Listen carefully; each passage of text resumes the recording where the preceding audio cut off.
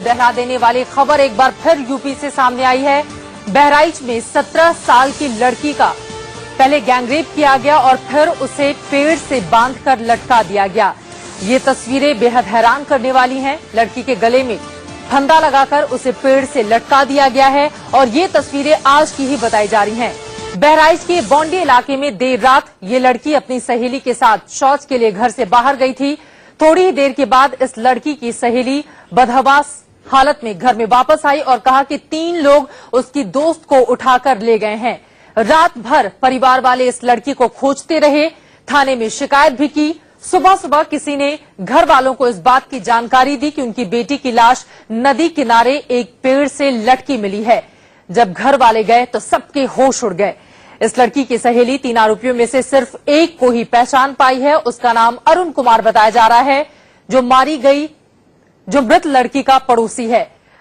अंधेरा होने की वजह से बाकी 2 आरोपियों की पहचान अब तक नहीं हो पाई है, लड़की पहचान नहीं कर पाई है। लेकिन सबसे ज्यादा हैरान करने वाली बात यह है कि पुलिस ने अब तक किसी को भी नहीं पकड़ा है। पेड़ से लटकी लड़की के कपड़े भी फटे हुए हैं, इसके दोनों हाथों में मिट्टी लगी हुई है।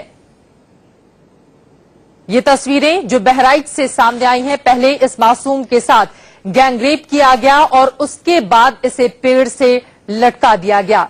अपनी दोस्त के साथ बीती शाम ये लड़की घर से बाहर शौच के लिए गई थी और उसी दौरान वापस लौटते समय कुछ लोगों ने इसका अपहरण किया। तस्वीरों में साफ साफ ये दिखाई दे रहा है कि किस तरह से उसका कपड़ा पूरी तरह से फटा हुआ है।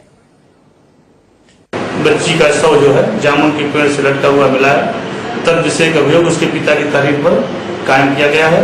अंतर्निहित तथ्यों की गहराई से छानबीन की जा रही है। जो भी तथ्य आएंगे कठोर से कठोर कार्रवाई संभव। हमारे संवाददाता जुड़ चुके हैं ज्यादा जानकारी के साथ। संजय, किसी की गिरफ्तारी हुई है क्या इस मामले में अब तक?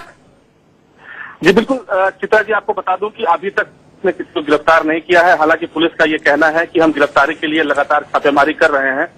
सबसे बड़ी बात इसमें देखने को ये मिली है कि एक तरफ लड़की और उसके परिजन लगातार ये आरोप लगा रहे हैं कि उस जो मृतक लड़की नाबालिग है उसके साथ बलात्कार हुआ है।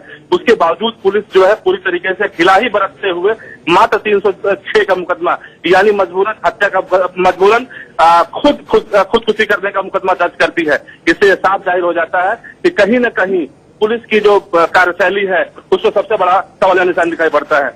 पुलिस तो सवालों की घेरे में है, लेकिन इसके साथ जो उसकी दोस्त गई थी उसने एक आरोपी की पहचान कर ली है और सब कुछ उसने साफ साफ बता दिया है परिवार वालों के सामने, पुलिस वाले के सामने। इसके बावजूद अब तक किसी की भी गिरफ्तारी क्यों नहीं हो पाई है? घर वालों ने किस तरह के आरोप लगाए हैं पुलिस पर? क्या इस पूरे मामले को यूं ही जाने देना चाहती है पुलिस और गंभीरता से नहीं ले रही है, आप ये कहना चाह रहे हैं?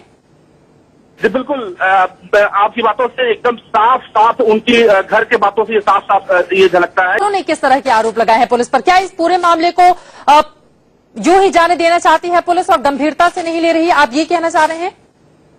जी बिल्कुल, आपकी बातों से एकदम साफ उनकी घर के बातों से साफ ये झलकता है कि कहीं न कहीं पुलिस इस पूरे मामले को अंदरूनी रफा दफा करना चाहती है। इसी वजह से इसको बलात्कार का और हत्या का मुकदमा करार न देते हुए मात्र 306 का रिपोर्ट दर्ज करती है। और अभी भी जो आरोपी है, मुख्य आरोपी अरुण कुमार, वो फरार बताया जा रहा है। पुलिस उसकी तलाश में जुटी हुई है, ऐसा पुलिस का कहना है। लेकिन पुलिस की कार्यशैली देख करके ये साफ नजर आ रहा है कि कहीं न कहीं पुलिस बड़ी लापरवाही बरत रही है। चलिए शुक्रिया संजय, आगे भी जानकारी आपसे हम लेते रहेंगे। बेहद शर्मसार करने वाली ये तस्वीरें उत्तर प्रदेश के बहराइच की।